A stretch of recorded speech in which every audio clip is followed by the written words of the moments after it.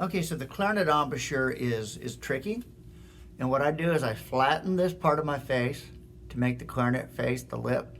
And the bottom lip rolls in a little bit, but mostly it just flattens across here. Okay? And then I want to put the mouthpiece on my top teeth like this and push up. Push my head down, make that clarinet embouchure, and then pull the corners in to look like this. And you can see my chin kind of points. Okay, so once you get the embouchure, you're going to breathe in through the corners of your mouth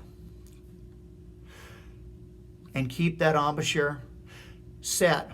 The corners become firm, chin's pointed, this comes down, teeth are still on the top.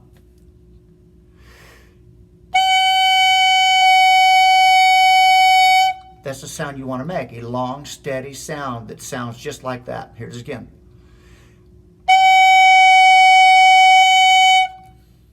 So when you put the mouthpiece on the clarinet, I want you to grab it with the right hand up here. That ensures that you'll have the correct hand on top. And so your right hand's up here, push up. Do the same thing you did. Now if you want to check the pitch on your mouthpiece, then you can push this one side key right here with your index finger down with the right hand, right there on the side, and it will make this sound.